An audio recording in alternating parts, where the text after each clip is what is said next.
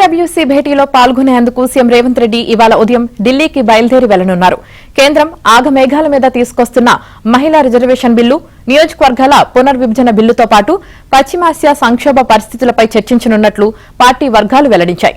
మధ్యాహ్నం 3 గంటలకు ఢిల్లీలోని ఇందిరాభవన్లో సిడబ్ల్యూసీ ప్రారంభమవుతుందని తెలిపాయి. ఇక పార్లమెంట్ బడ్జెట్ సమావేశాలు గత వారం ముగిసినా నిర్వధికంగా వాయిదా పడలేదు.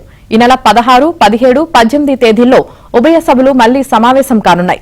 చట్టసభల్లో మహిళలకు 33% రిజర్వేషన్ కల్పించే బిల్లును, నియోజకవర్గాల పునర్విభజన బిల్లును ఈ సమావేశాల్లోనే ప్రవేశపెట్టి ఆమోదింపజేసుకోవాలని కేంద్రం భావిస్తోంది.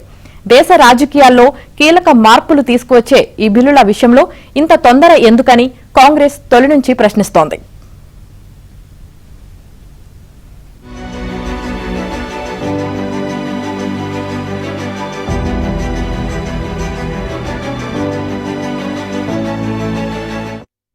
ఇక పశ్చిమాసియా పరిణామాల మీద కూడా ఈ భేటీలో చర్చించనున్నట్లు పార్టీ వర్గాలు వెల్లడించాయి.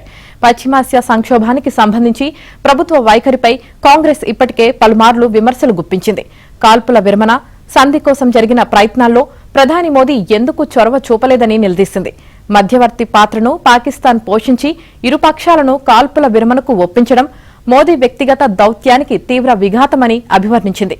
దీనికి కొనసాగింపుగానే వర్కింగ్ కమిటీ సమావేశంలో ప్రభుత్వ తీరుపై మరింత నిశితమైన విమర్శలు వ్యక్తమయ్యే అవకాశముంది.